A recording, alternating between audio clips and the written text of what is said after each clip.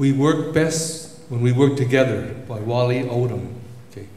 Casey Stengel made a comment about the challenge of managing a professional baseball team. His observations apply to life in general. He said, "It's easy to get good players. Getting them to play together, that's the hard part." Each of us face that issue. How do I blend my abilities and talents with those of other people? How do I cooperate with others so that we can reach our goal? That question applies to business, to family life, and certainly to a walk with God. There are individual sports and team sports. Wrestling, boxing, and golf are individual sports. You're on your own. Basketball, baseball, and football are team sports. You're only as successful as the team is. Our practice of faith and life really are team sports.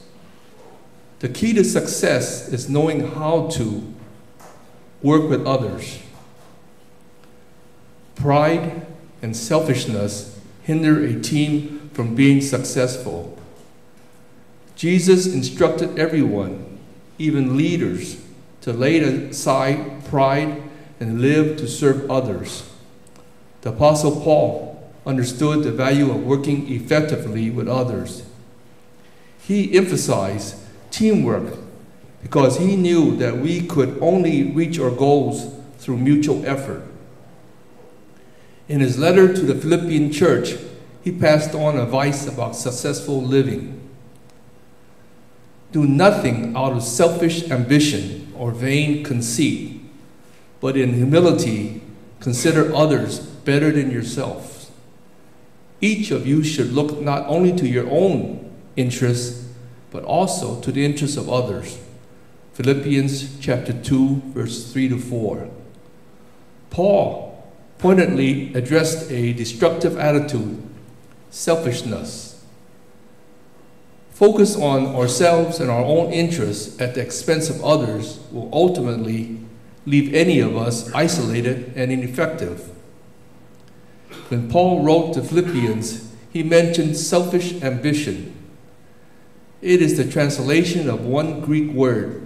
It meant self-seeking that focuses on the question, what's in it for me? That word was commonly used to describe the political world of that day and today. Paul's additional challenge to consider others better than yourselves warns against selfishness. That advice goes against our fallen human nature. We live in a highly competitive world. We know that winners are rewarded. No one wants to be a loser.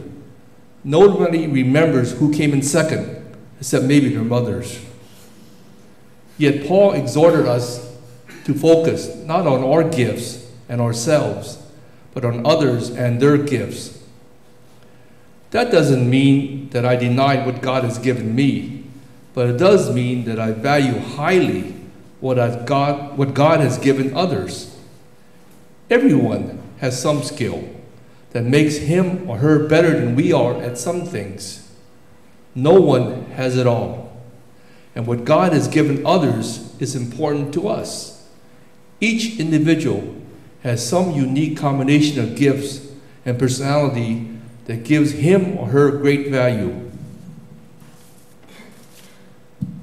Jesus wants his disciple to model unselfishness.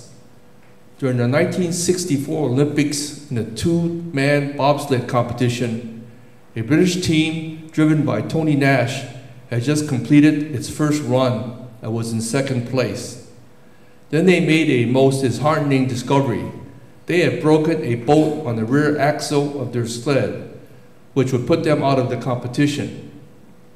The great Italian bobsled driver, Eugenio Monti, who was in first place, heard of their plight.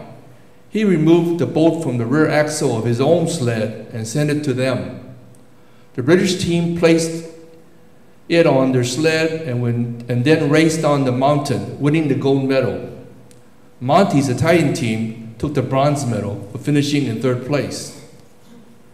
When asked about his act of sportsmanship, Eugenio Monti modestly replied, Tony Nash did not win because I gave him a boat. Tony Nash won because he was the best driver. Because of his unselfishness, Monti was given the Coubertin Medal for Sportsmanship. The award, named after the founder of the modern Olympics, is one of the highest honors an Olympian can receive. God honors unselfishness. It is the only attitude that will make us winners in the end. As Casey Stengel demonstrated with the New York Yankees, championships are won when individuals play together. It works for church, and what more, it works in everyday life. So, let's work together as an amazing team today. Church.